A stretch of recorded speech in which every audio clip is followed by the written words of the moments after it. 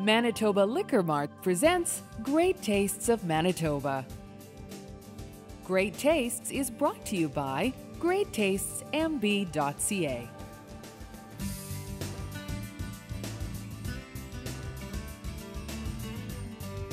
Welcome to the show. Great to have you. This is Great Tastes of Manitoba. I am Ace Burpee, joined by Ellen Pruden, Manitoba Canola Growers Association. Good to have you. Good to see you. And my good friend Sheila Nash, resplendent in a light lavender purple, product expert, Manitoba Liquor Marts. I'm telling you this, you are in for a massive treat, literally.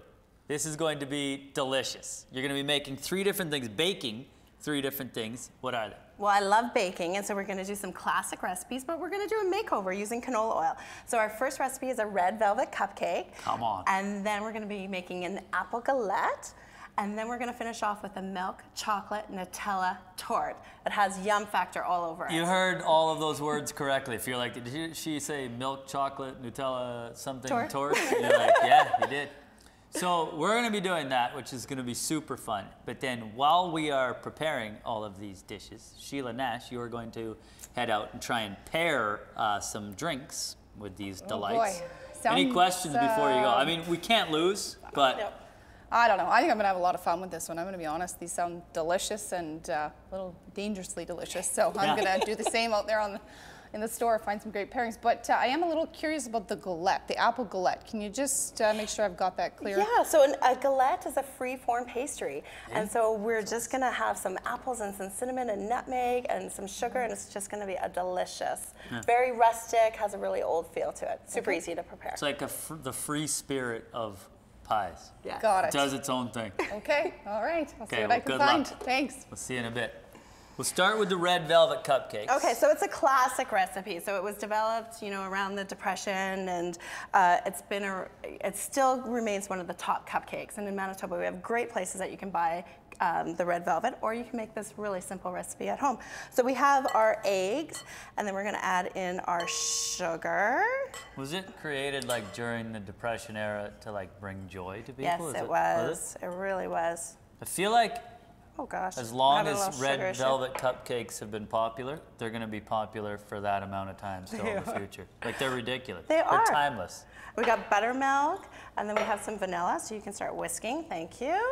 And we're adding in vinegar, so remember that we're going to come back because we're going to talk a little science. Yeah, I was going to baking say and this science. is very scientific, this process. And now we're adding in our canola oil, so it makes it a really nice and light dessert. And this is the makeover part. So traditionally, you would have had like a shortening or a solid fat, but to keep it light and moist, and then also for health, we're using canola oil. So smart. So then our dry ingredients are, we have baking powder and baking soda and salt and cocoa powder. So what's gonna happen, we got a couple of reactions to get that nice red color going on. So the cocoa powder is gonna react with the vinegar to help give it a red hue. Science. And then, stand up for science. We love science. And baking's all about science. And then we have our baking soda. Remember making a volcano with vinegar and baking soda? Yeah, where I'm from, that was the only science project we ever did. It's the classic, it's the #1. So with that, with the reaction between the vinegar and the baking soda, that helps to give that rise. And so it all works together. So sweet. And of course, the redness comes from a paste or a gel, and so we're gonna add in that. But then won't it get that more like, because that's just like a straight up red. That's straight up red. When you put in the, what was the brown stuff The again? cocoa powder. More like a rich, deep red. Very rich, deep red, because it all reacts together. Yeah. So that's just we're gonna mix that nicely together, and it will blend, you know, combine it. I'm gonna say I'm doing an okay job. You're doing an okay job. I wouldn't call it spectacular. Or you could use it in your mixer and mix it by hand. And then we have our muffin tins that were already lined up. So we'd mix that a little bit more. Have our muffin tins pour into our batter, 3/4 full, and you're gonna bake at 350 for 20 minutes, or 25. Do your cake test to make sure. But this is the fun part. So you're ready for a little ice off? There are a few things I'm more prepared for. Well, I love Jets hockey, don't you? Aren't you a #1 hockey fan? And so canola, we have a lot of canola farmers in the province, and approximately they grow about like 3 million acres every year. Do you have any idea how many hockey rinks that would be? Yes. It's big. It's 79.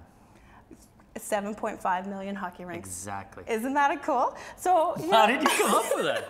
Just math, more science. That's well done. So, okay, so this is a great simple icing sugar with cream cheese, canola margarine, and some vanilla, and this is where you get to have fun. So when we have dinner parties at our house, I put my guests to work, and that they have to ice their own cupcakes. See, that's fun. That's never not fun.